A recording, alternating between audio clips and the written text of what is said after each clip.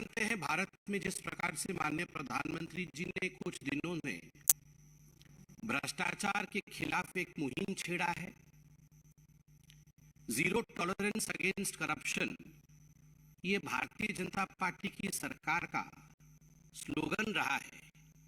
तो स्वाभाविक रूप से भ्रष्टाचार को लेकर जिस प्रकार एक मुहिम पूरे हिंदुस्तान में चल रहा है वो हम सब देख रहे हैं। सही मायने में भ्रष्टाचार और घोटाला वर्सेस विकास और स्वाभिमान की लड़ाई आज पूरे भारतवर्ष में चल रही है। आज एक प्रमुख खबर सामने आया है और ये खबर नेशनल हेराल्ड को लेकर है। आप सभी जानते हैं कि जहां तक नेशनल हेराल्ड का विषय है, 2013 से नेशनल हेराल्ड पर केस चल रहा है और सोनिया जी और राहुल जी एक्यूज नंबर 1 और एक्यूज नंबर 2 दोनों ही बेल पर बाहर हैं। और अभी कुछ दिनों पहले जब जांच एजेंसियों ने दोनों मां बेटे को बुला करके पूछताछ किया था तो पूरे देश में किस प्रकार का एक माहौल बनाने की कोशिश कांग्रेस ने की थी वो भी हमने देखा था। The Congress tried to be disruptive. The Congress tried, in fact, to pressurize the investigative agencies. And the Congress spread mayhem. पूरे हिंदुस्तान में एक दंगा और बलवा करवाने की कोशिश कांग्रेस की रही थी। कहीं टायर जल रहे थे तो कहीं उनके कार्यकर्ता दंगा कर रहे थे। पार्लियामेंट में भी पार्लियामेंट को पूरी तरह से ठप करने का प्रयास कांग्रेस पार्टी कर रही थी। दुख और आश्चर्य का विषय है कि जिस कांग्रेस पार्टी ने एक परिवार को बचाने के लिए नेशनल हेराल्ड का पूरे विषय में जांच एजेंसी के खिलाफ काम कर रही थी, आज एक बहुत बड़ा खुलासा उसी नेशनल हेराल्ड केस में हुआ है। 2013 का यह केस है, किंतु 1960 में कांग्रेस के अंदर ही 4 बार के उनके उत्तर प्रदेश के मुख्यमंत्री आदरणीय चंद्रभानु गुप्ता, जो उत्तर प्रदेश के 50 से 60 के दशक के बीच में एक बहुत बड़े लीडर हुए, नेता हुए, जो 4 बार के उत्तर प्रदेश के मुख्यमंत्री कांग्रेस की तरफ से रहे, अब उनकी एक किताब छपी है विगत वर्ष।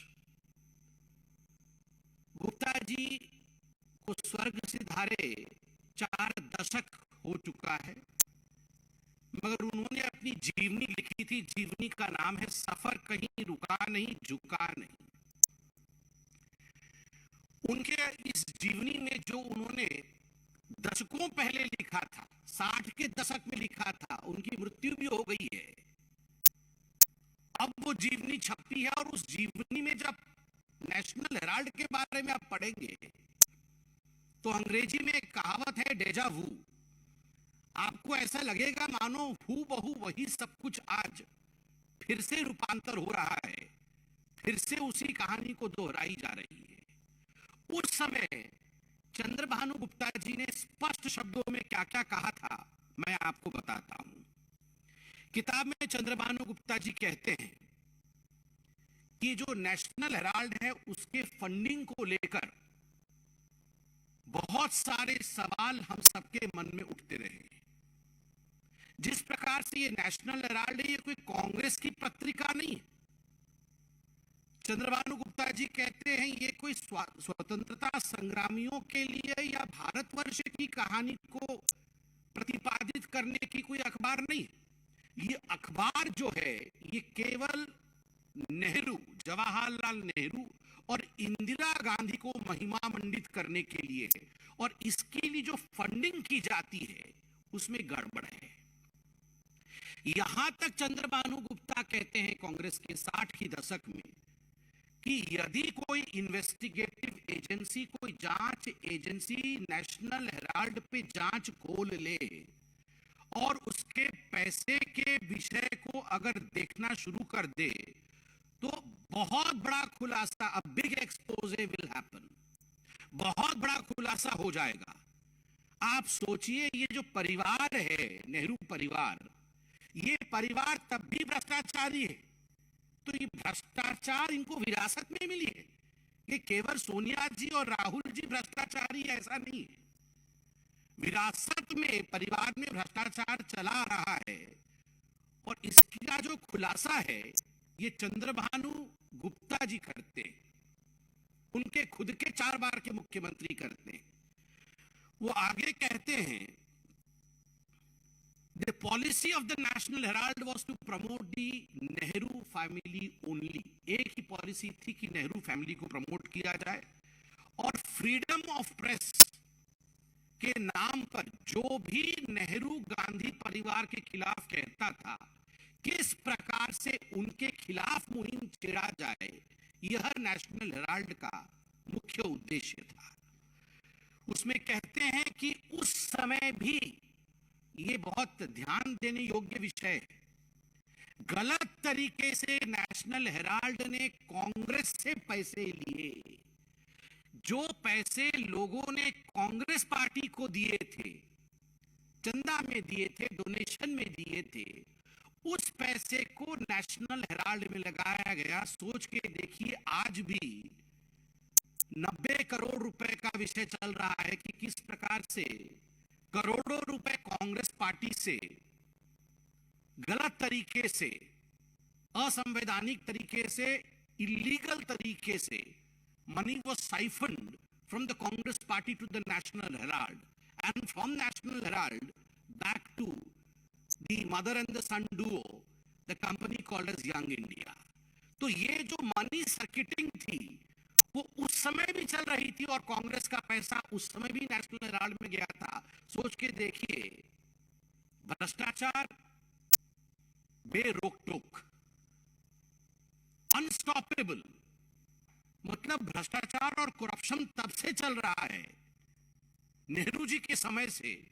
और आगे चंद्रभानु गुप्ता लिखते हैं कि नेहरू जी को इस पूरी कंपनी का डायरेक्टर बनना था, इसलिए किस प्रकार से उन्होंने कई बड़े नेताओं का नाम लिखा है, पुरुषोत्तम दास टंडन, शिव प्रकाश गुप्ता, आचार्य नरेंद्र देव और खुद चंद्रभानु गुप्ता, कि हमें फोर्सफुली अपने जो शेयर्स थे उन्हें बेचने पड़े, ताकि नेहरू जी के पास 100 शेयर आ जाए और वो कैसे भी येन केन प्रकारेण डायरेक्टर बन जाए, ताकि कंट्रोल उनके पास चला जाए। और अगर कोई इन्वेस्टिगेटिव एजेंसी नेशनल हेराल्ड को इन्वेस्टिगेट कर लेगी तो बहुत बड़ा खुलासा होने वाला है। ये 60 के दशक में चंद्रभानु जी ने कहा था, और मैं तो कहूंगा गुलाम नबी जी केवल अभी नहीं है, उस समय भी कांग्रेस के अंदर गुलाम नबी जी थे, जिन्होंने सच्चाई को सामने रखा, सच्चाई को उजागर किया, और जो कांग्रेस के अंदर की गड़बड़ियां हैं उन विषयों को जनता के बीच रखा। बंधुगण, हम लोगों को कोई बता रहा था अभी, आप में से किसी बंधु ने बताया कि कल शायद भारत तोड़ो आंदोलन शुरू कर रही है कांग्रेस पार्टी। भारत जोड़ो आंदोलन शुरू कर रही है कांग्रेस पार्टी। हाँ, कल भारत जोड़ो कुछ आंदोलन शुरू कर रही है कांग्रेस पार्टी को। इस प्रेस कॉन्फ्रेंस के बाद हमारी हिदायत है, भारत केवल वही जोड़ सकता है जो भ्रष्टाचार छोड़ सकता है। जो भ्रष्टाचार छोड़ नहीं सकता वो भारत जोड़ कैसे सकता है? ये भारत जोड़ो नहीं, ये गांधी परिवार बचाओ आंदोलन इनका आरंभ हो रहा है। मैं चाहता हूं कि आज इस प्रेस कॉन्फ्रेंस के बाद राहुल गांधी इस विषय पर अपनी टिप्पणी करे।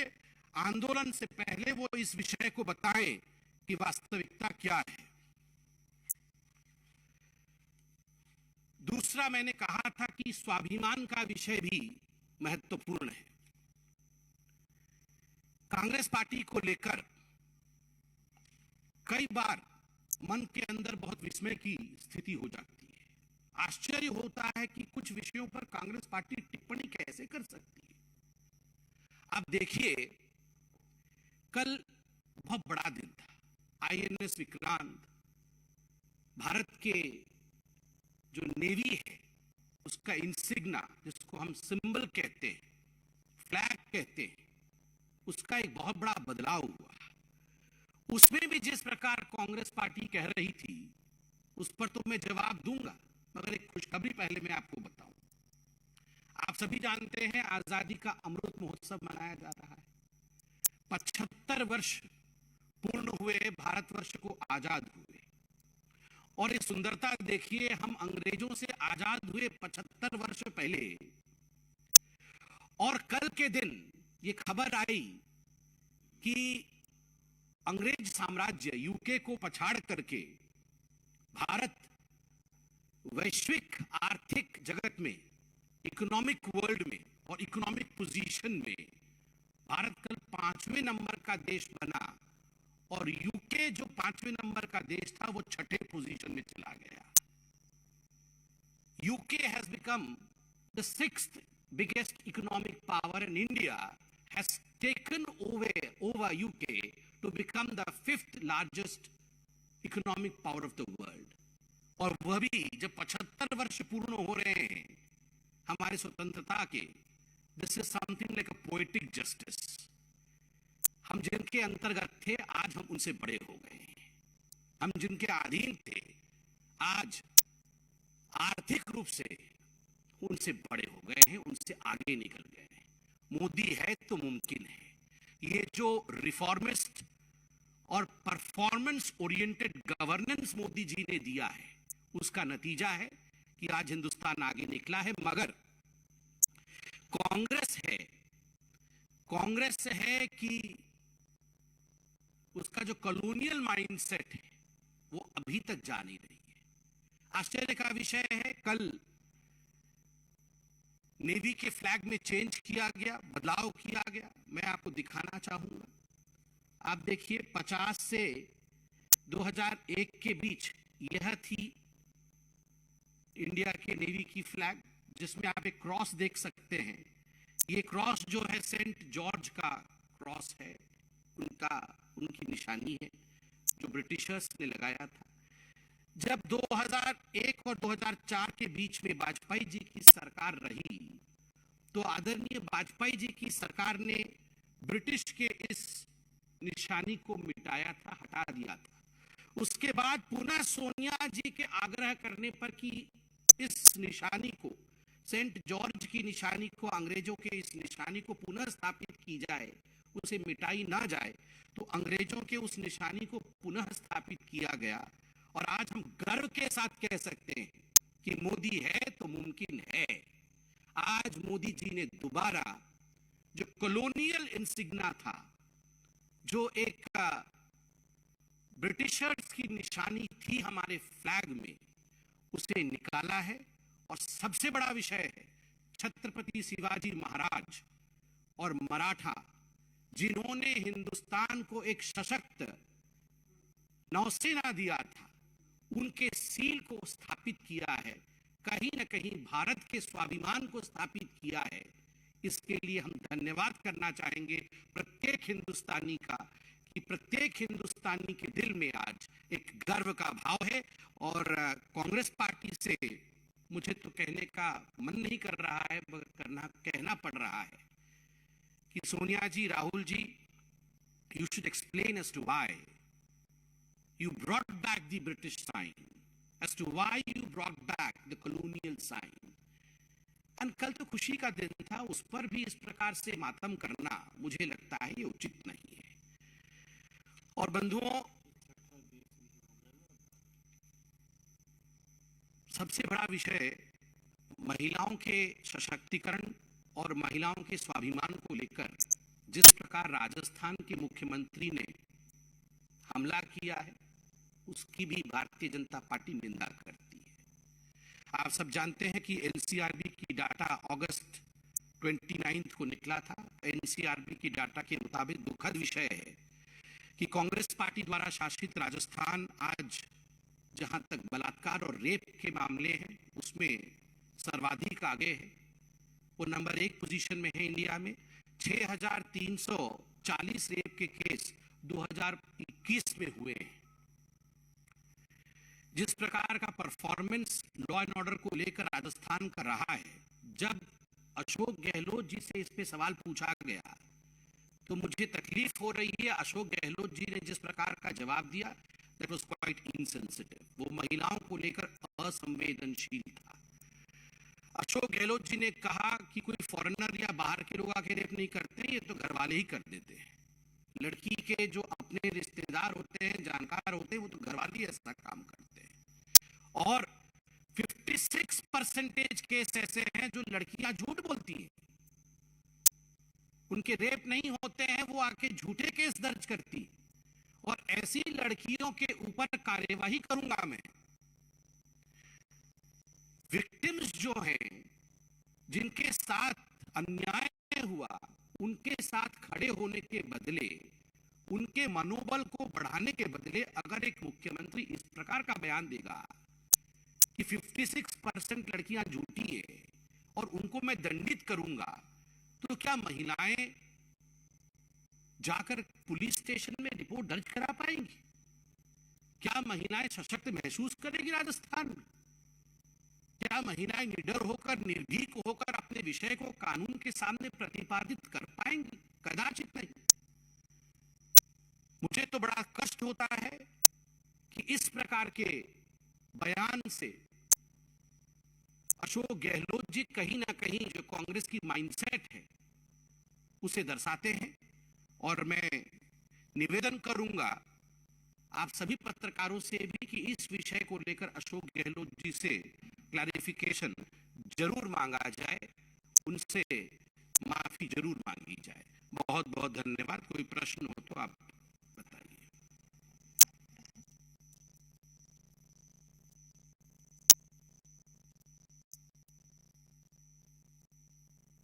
हाँ,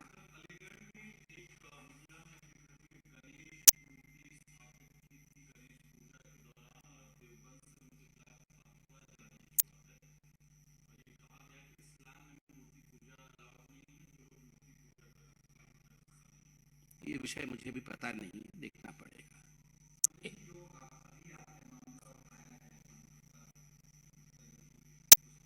हाँ,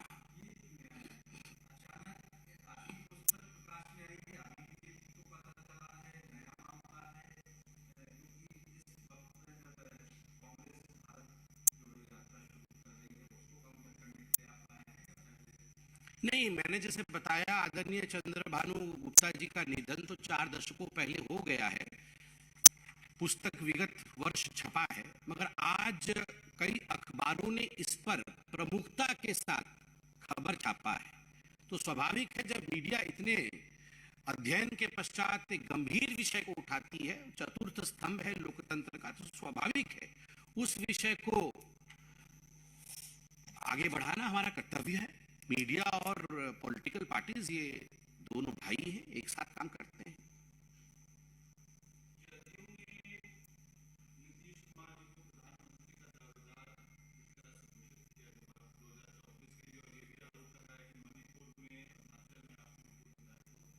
ये उनके पार्टी का आंतरिक विषय है, इस पे हम लोगों का टिप्पणी करना ठीक नहीं होगा। हम तो केवल विकास के लिए काम करते रहेंगे। और मोदी जी जिस प्रकार से हिंदुस्तान को आगे लेके जा रहे हैं, उस पर आज पूरा प्रेस कॉन्फ्रेंस हुआ है, मेरे को लगता है। और प्रश्न इससे जुड़ा प्रश्न नहीं है, बताइए। हाँ, पूछिए ना, पूछिए।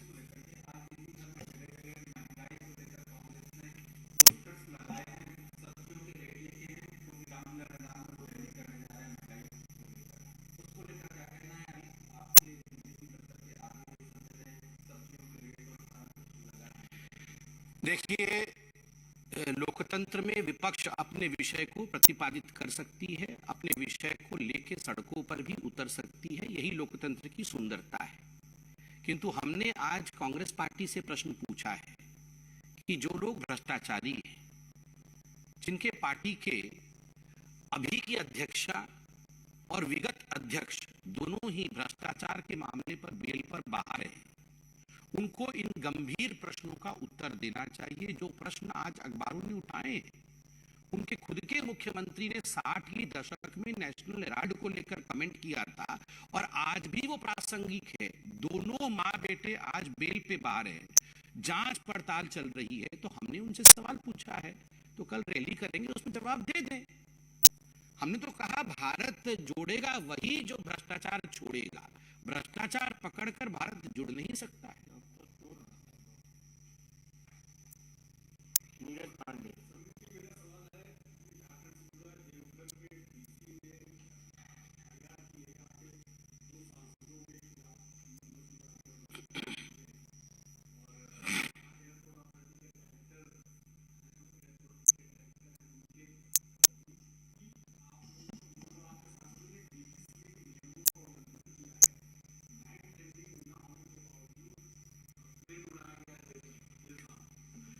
ऐसा है कि जहां तक इस पूरे विषय के तकनीकी पक्ष हैं, तकनीकी पक्ष पे माननीय सांसद महोदय ने खुद ट्वीट भी किया है और सभी को बाइट भी दिया है। तो तकनीकी पक्ष का उन्होंने खुलासा किया है, जो भी तथ्य है। जहां तक वास्तविकता है, आज कहते हुए हमें दुख हो रहा है कि झारखंड में जहां आज सरकार नदारत है, वहां अंकिता नामक हमारी बहन के साथ जिस प्रकार का दुर्व्यवहार हुआ, जिस प्रकार जघन्य अपराध उसके साथ हुआ, बेचारी हमारी बहन आज संसार में नहीं है। जब उसके पास एक दल जाता है पार्टी की तरफ से, बीजेपी के कुछ नेता उनके घर जाते हैं, उनको सांत्वना देते हैं, मदद करते हैं, उनके परिवार के साथ खड़े होते हैं, उनकी लीगल लड़ाई के लिए तैयार होते हैं, तो इस प्रकार से उनके खिलाफ एफआईआर इत्यादि करना, उनको प्रताड़ित करने की कोशिश करना, मुझे लगता है ये उचित नहीं है। झारखंड की सरकार को भी चाहिए कि वो अंकिता के परिवार के साथ खड़ी हो, और यह समय लड़ने का नहीं है, यह समय है उत्तर देने का कि आखिर झारखंड में आज कानून की व्यवस्था इस प्रकार से चरमरा क्यों गई। धन्यवाद।